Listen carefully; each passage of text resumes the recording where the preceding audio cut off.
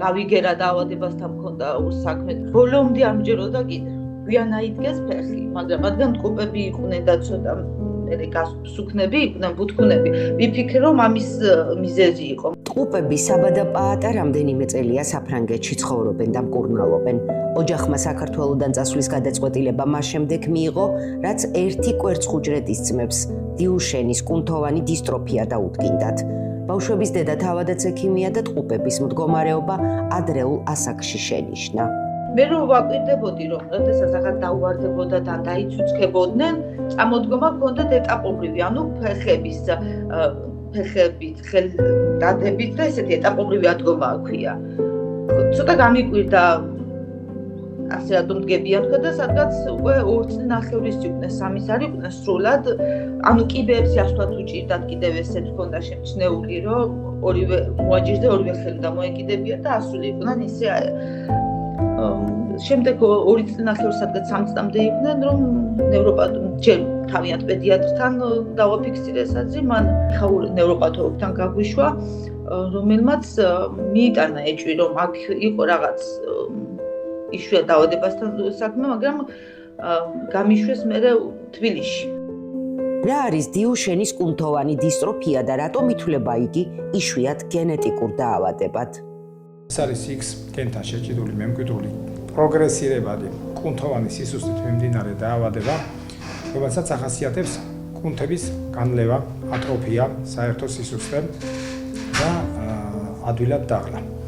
ეს დაავადება საკმაოდ პროგრესირებს და საკმაოდ მძიმედ მიმდინარეობს, რომელსაც აუცილებლად ესაჭიროება დიდი ყურადღება თავდაპირველ ასაკშივე, ანუ ბავშვობის ასაკიდან, რომელიც შეიძლება უკვე გამოვლინება დაიწყოს უმეტესად 3 წლის ასაკიდან არის შესამჩნევი, მაგრამ თუ დაკვირვებული თვალი კარგად შეხედავს, ის დაახლოებით 6 თვის ასაკიდანაც არის შესამჩნევი, როცა მაგალითად უკვე მოზარდი ვერ ახერხებს ჯდომას. როგორც კვლევები და სტატისტიკა გვიჩვენებს, მსოფლიოში ყოველი 3000 ბიჭიდან ერთს დიუშენის კუნთოვანი დისტროფია აღენიშნება. ეს დაავადება გოგონებს იშვიათად ემართებათ. ექიმების განმარტებით სინდრომი საკმაოდ მძიმედ მიმდინარეობს და დროთა განმავლობაში ლეტალური შედეგით სრულდება. საქართველოში აღნიშნული დაავადებით 100-მდე ბავშვი მკურნალობს.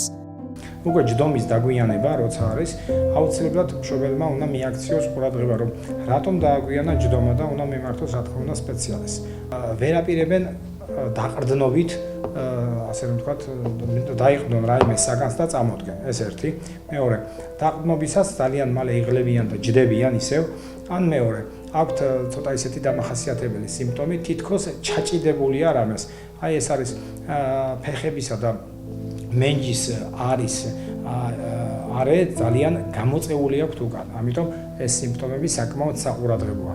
შემდგომ პერიოდში უკვე, როდესაც ცოტა კიდევ წამოიზრდებიან წლის მერე, ძალიან მნიშვნელოვანი არის ერთი ფაქტი, კიბეზე ასვლა. ესე იგი, კიბეზე ან საერთოდ ვერ ადიან, ან ადიან მოჭიდების ფონზე. ან ასეთი სიმპტომი არის. ერთ საფეხურზე ასვლისას ორივე ფეხს სანამ არ გაათანაბრებენ, ისე ვერ ადიან მეორე საფეხურზე. ამიტომ რახან საღი აზროვნება აქვს ბავშვთა ასე რომ ვთქვათ, კარგად მოაზროვნე, ხშირად ვერ წარმოუდგენია მშობელს, რომ იმის იქით შეიძლება დადგეს სხვა პრობლემა, რასაც კუნთოვანი პრობლემა ქვია. დიუშენის კუნთოვანი დისტროფიის დიაგნოზირება საქართველოში შესაძლებელია, თუმცა ძვირია. დაავადების დასადგენად პაციენტის მშობელმა ნევროპათოლოგს უნდა მიმართოს. ისე როგორც დაავადების დიაგნოსტიკა, დიუშენის კუნთოვანი დისტროფიის მკურნალობა თანხებთანაა დაკავშირებული. დროთა განმავლობაში ამ დაავადების მქონე ბავშვებისთვის აუცილებელი ხდება ადაპტირებული გარემოს შექმნა, რაც მათთვის ჰორმონალურ მკურნალობას, სპეციალურ კვებით რეჟიმს, ფიზიოთერაპიას, ცურვასა და წელიწადში 2 ჯერ სრულ სამედიცინო შემოწმებას გულისხმობს. საქართველოში ამ დაავადების მკურნალობა შესაძლებელია. ქართველი მედიკოსები მსოფლიოში მოქმედი გაიდლაინებით ხელმძღვანელობენ. თუმცა სხვა ქვეყნებისგან განსხვავებით, მკურნალობა რეაბილიტაციის პროცესი ფასიანია.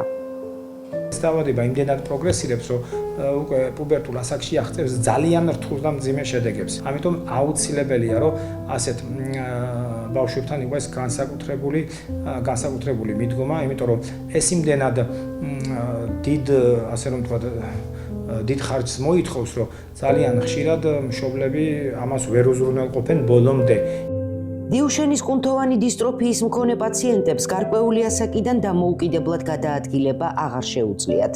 უცხოეთის ქვეყნებისგან განსხვავებით საქართველოში დიუშენის კუნთოვანი დისტროფიით დაავადებულებისთვის ადაპტირებული გარემო ნაკლებადაა. აქ ეტლით მოსარგებლეებისთვის, საბავშვო ბაღებში, სკოლებსა და უნივერსიტეტებში პანდუსების, სპეციალური ამწევი აღჭურვილობის მქონე საპირფარეშოების და სპორტული დარბაზების არქონა იგულისხმება. ამასთან ჩვენს ქვეყანაში სახელმწიფო ჯანდაცვა ყველა იმ პროცედურასა თუ ხარჯებს, რაც ამ დაავადების მქონე პაციენტების მკურნალობა რეაბილიტაციისათვისაა საჭირო, სრულად არ ანაზღაურებს.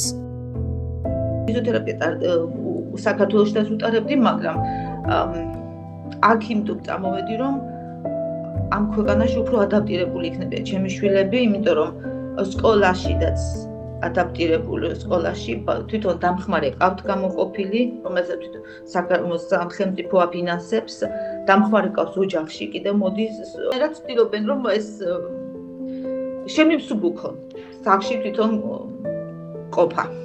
მიუხედავად იმისა, რომ დიუშენის კუნთოვანი დისტროფია განკურნებადი არაა, თანამედროვე მედიცინა პაციენტებს და მათ მკურნალ ექიმებს სიცოცხლის გასახანგრძლივებლად მკურნალობისთვის ახალ მიდგომებს და პრეპარატებს თავაზობს. ამიტომ ამ დაავადების შესახებ ცნობიერების ამაღლება და სახელმწიფო ჯანდაცვის მეტი ჩართულობა სინდრომით დაავადებული პაციენტების მკურნალობისთვის აუცილებელი მოცემულობაა.